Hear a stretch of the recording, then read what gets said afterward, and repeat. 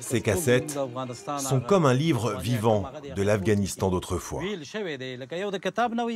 Grâce à la musique, tout est enregistré ici pour les générations futures. Si elles sont détruites, notre histoire sera perdue.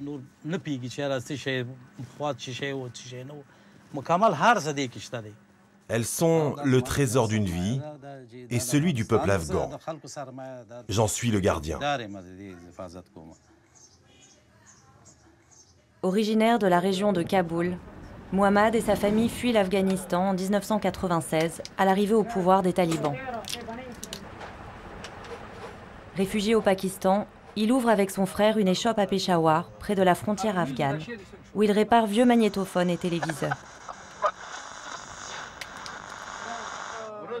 Autour de lui, les étagères plient sous le poids des milliers de cassettes qu'il collectionne depuis 25 ans. Il s'est donné pour mission de sauvegarder le patrimoine musical afghan. Mon frère aîné et moi achetions des cassettes dans les bazars de Kabouli et de Khyber. Ils étaient pleins d'outils à l'époque. Aujourd'hui, elles sont toutes détruites. On enregistrait tous les programmes, d'Afghanistan, du Pakistan, de l'Inde aussi. Les clients apportaient également une liste de chansons et nous leur faisions une cassette personnalisée. Aujourd'hui, les gens viennent de toute la région.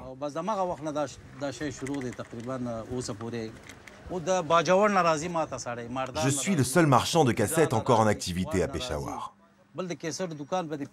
Demandez à n'importe qui, ils vous diront d'aller chez Esmarai à Bord Bazar.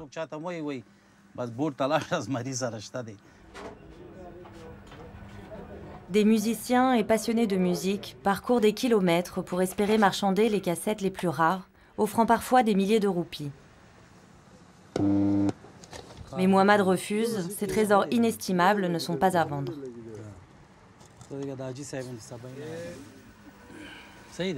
C'est une cassette de la chanteuse afghane Qamar Gula, enregistrée il y a 25 ans. Les talibans affirment que la musique n'est pas autorisée dans notre religion, l'islam. Ils la considèrent comme immorale et assurent qu'ils la détruiront.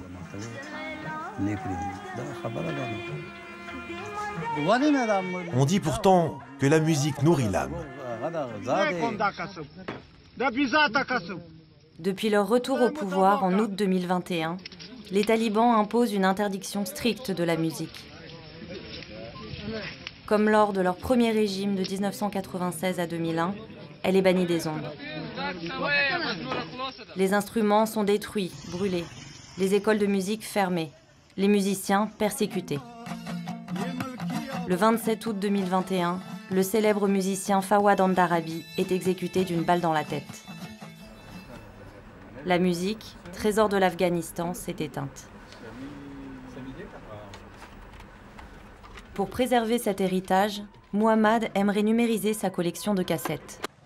Mais il manque de ressources et de temps. Le Pakistan demande aux Afghans de quitter le pays. S'il est expulsé, ces cassettes seront à jamais perdues. J'ai enregistré moi-même beaucoup de ces cassettes sur le terrain. Parfois, je les réécoute et elles me rappellent mon passé. À l'époque, les Afghans étaient respectés. Aujourd'hui, c'est différent. Les gens sont en colère contre nous. Le gouvernement pakistanais semble contrarié. Il nous a donné très peu de temps pour partir.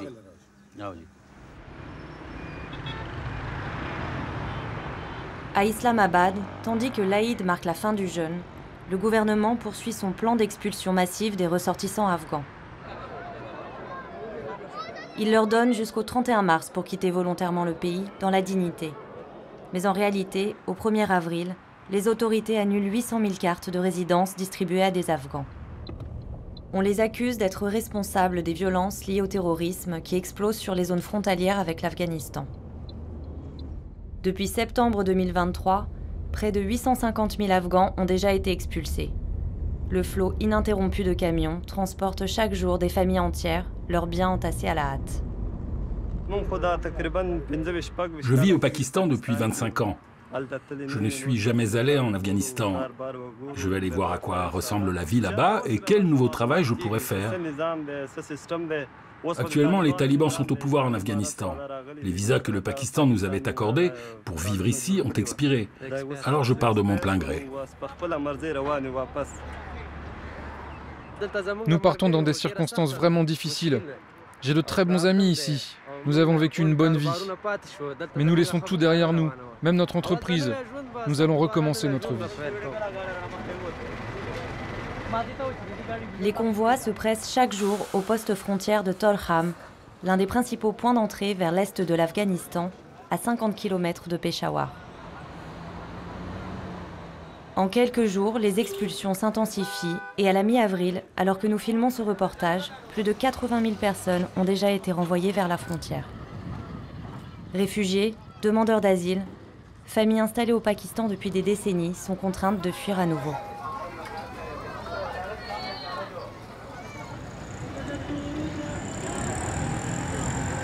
Comme 3 millions de réfugiés, les musiciens risquent aussi l'expulsion. Dans ce magasin d'instruments de musique tenu par des artisans pakistanais, le dernier du quartier, le sort des musiciens afghans n'émeut plus grand monde.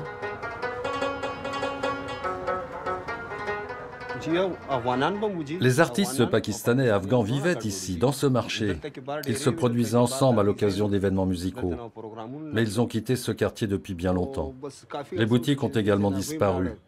Aujourd'hui, il ne reste plus qu'un seul magasin de musique. Longtemps célébrés au Pakistan, les musiciens afghans ne sont aujourd'hui plus les bienvenus. On aime la musique, mais pas ceux qui la jouent. Le Pakistan ne veut plus accepter les citoyens afghans. Nous avons une patrie. Lorsque les talibans ont pris le contrôle de l'Afghanistan, ils ont interdit la musique. Les musiciens vont devoir trouver un autre moyen de gagner leur vie. La musique n'est pas la seule source de revenus possible. Quelle que soit la loi du pays, elle doit être respectée. En tant que Pakistanais, je respecte les lois pakistanaises. Et je continuerai à le faire. Sami Sanamgul est issu d'une grande lignée de musiciens. Il a grandi au Pakistan. Malgré la pression des autorités pakistanaises, il fait le choix de continuer à jouer.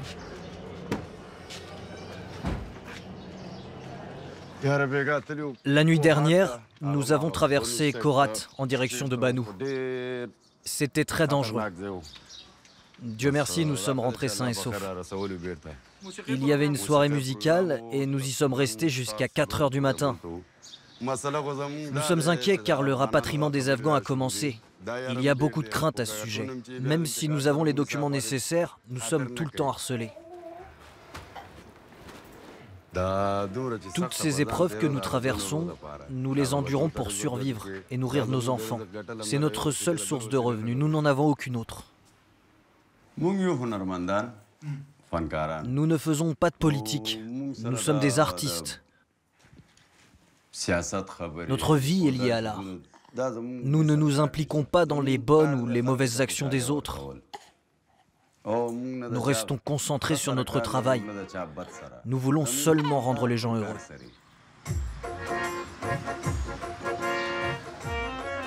Sami joue de 12 instruments. Il chante aussi. Ce soir, il enregistre au studio avec la chanteuse afghane Wafa Noor. Elle a la nationalité pakistanaise et n'est pas concernée par la vague d'expulsion. Ils nourrissent pourtant le même espoir, celui de vivre de leur musique libre. Un jour, j'ai regardé une vidéo dans laquelle un tabla et un harmonium étaient brisés à la hache.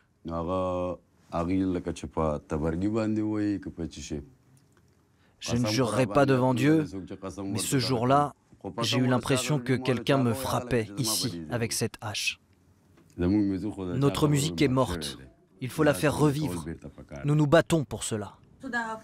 Et qu'en est-il des rumeurs concernant l'expulsion des chanteurs afghans? Si dans 2 mois le verdict des procédures engagées nous est défavorable, nous serons probablement renvoyés en Afghanistan. La musique redeviendrait alors complètement silencieuse. La culture pachtoune s'éteint. Il n'en reste quasiment plus rien. Elle doit être préservée. Je suis chanteuse et selon les talibans, j'ai commis un grand péché. Ils n'autorisent même pas les filles à aller à l'école. Au Pakistan, la plupart des chanteurs sont afghans. Ils sont quasiment tous afghans. Tout le monde est bouleversé. Les Afghans sont recherchés dans chaque maison et sont rapatriés. Le Pakistan ne veut pas les garder ici. Les talibans ne veulent pas les garder là-bas. Alors où iront-ils? Nous continuons à faire de la musique parce qu'il le faut, quoi qu'il arrive. Parce que c'est notre passion. C'est tout ce que nous avons.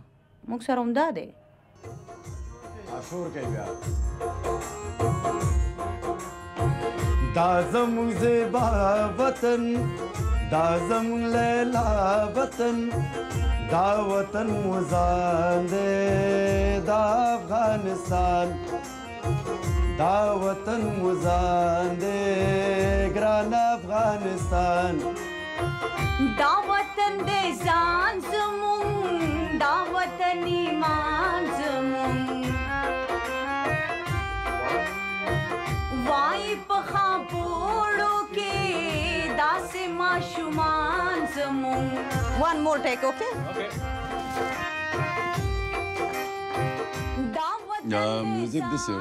Un musicien est comme un oiseau qui s'épanouit, libre, dans le ciel, chantant, s'élevant, vivant sans limite. Enfermez-le dans une cage dorée, il reste prisonnier. Il en va de même pour la musique. Aujourd'hui, je ne peux pas voler dans le ciel. Je suis piégé ici.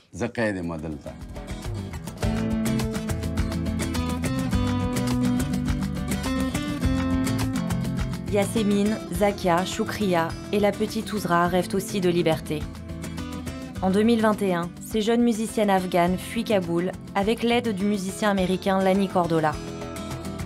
Réfugiées au Pakistan sans statut légal, elles vivent dans la clandestinité dans l'attente d'un visa pour l'Occident. À quelques heures de notre rencontre, elles annulent par sécurité. L'échange se fera à distance.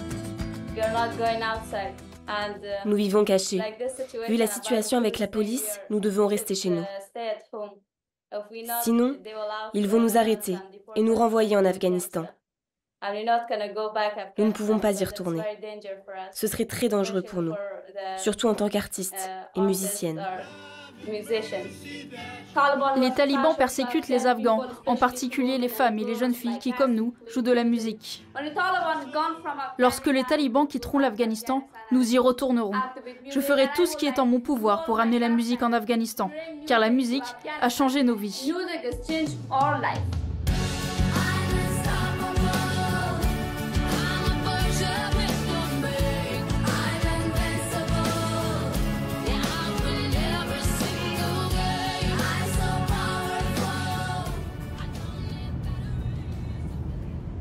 Activiste et fondateur du centre de recherche Mafkoura, Hayat Roghani œuvre en faveur des droits des dissidents afghans les plus vulnérables. Aux côtés de militants pakistanais et d'avocats, il s'engage pour la défense de plus de 150 musiciens menacés d'expulsion. Nous ne pensons pas que les personnes renvoyées soient en sécurité. Nombre d'entre eux sont des journalistes, des chanteurs et des artistes. Beaucoup ont déjà fui, d'autres se cachent. Nous demandons au Pakistan de leur accorder du temps.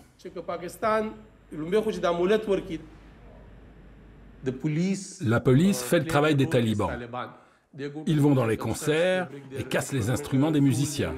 Ils les arrêtent comme s'il s'agissait d'un péché, comme si c'était interdit par l'islam.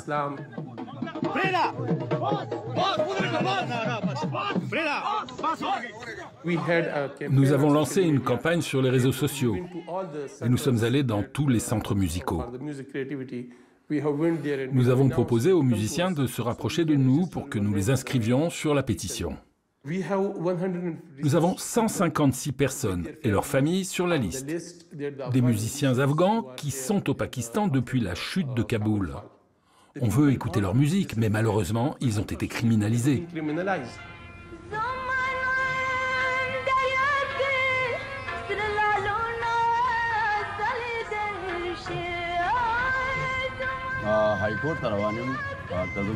Je suis en chemin pour la haute cour de Peshawar. Notre avocat y a déposé une requête au nom des artistes afghans. Je vais le rencontrer pour faire le point sur notre dossier. Si nous sommes encore au Pakistan aujourd'hui, c'est grâce à cette pétition. Si Dieu le veut, tout se passera bien pour nous.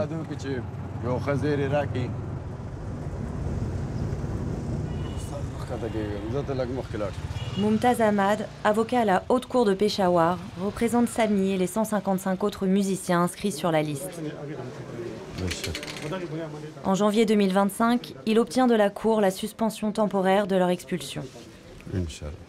Le gouvernement doit désormais se prononcer sur leur statut de réfugiés qu'ils espèrent obtenir.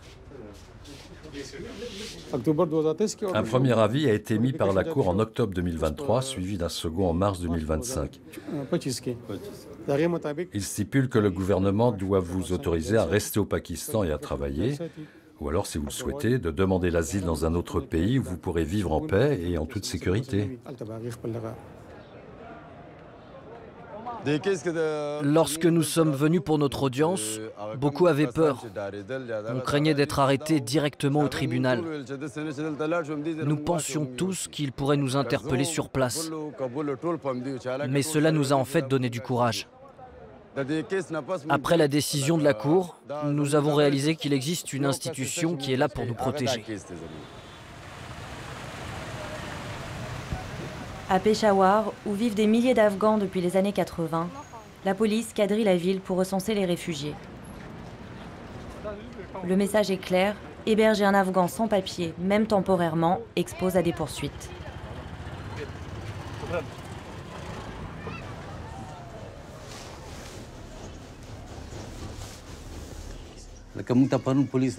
Hier, un policier est venu nous informer que nous avions un délai de 3 mois pour partir et que nous devions nous y préparer. Notre propriétaire craint également que cela ne lui crée des problèmes, car il s'agit d'une décision du gouvernement et il a reçu l'ordre de nous expulser. Retourner en Afghanistan, c'est comme aller dans un cimetière. Et même le cimetière, c'est bien mieux que là-bas. On traque aussi les Afghans dans les bazars, où les opérations de démantèlement se multiplient. Les autorités affirment qu'elles ne sont pas liées aux expulsions. Elles visent pourtant en majorité la communauté afghane. L'année dernière, à Bord Bazar, près de la voie ferrée, le gouvernement a démoli un grand nombre de magasins afghans. Tous les magasins appartenaient à des Afghans. Il n'y avait aucun Pakistanais. Ils étaient tous Afghans. Ces opérations provoquent une immense peur. Nous ne sommes que des réfugiés ici. Mon magasin a pris feu à 3 reprises. Tout a été détruit par les flammes et Dieu seul sait si ces incendies étaient volontaires ou causés par un court-circuit. 3500 à 4000 de mes cassettes ont été détruites. La femme de Muhammad ne souhaite pas être filmée. Elle s'inquiète des représailles des talibans en cas de retour forcé. Par peur des talibans, nous ne voulons pas retourner en Afghanistan. Les talibans les plus âgés épousent de force les jeunes filles. Et à cause des cassettes de musique de mon mari, nous serons en grand danger. Si je suis arrêté, qu'adviendra-t-il de mes filles? S'ils trouvent des informations sur mon travail de collecte de ces cassettes, mes filles, mes fils, toute ma famille sera en danger. L'avenir de Muhammad et de sa famille est incertain. Dans l'attente, la résistance s'enregistre sur des cassettes. Une façon d'honorer les musiciens afghans et de faire vivre leur musique.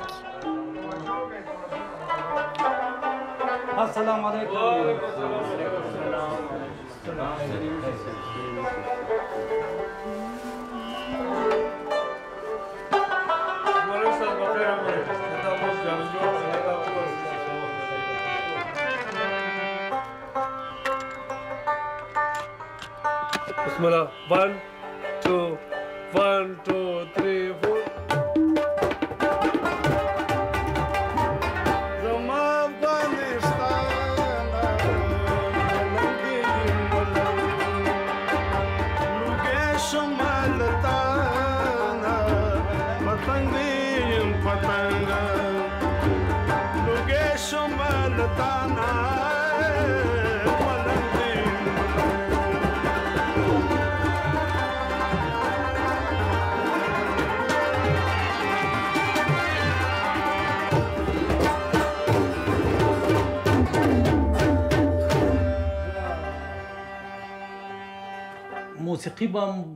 C'était agréable d'écouter la musique, mais les musiciens ont le cœur lourd.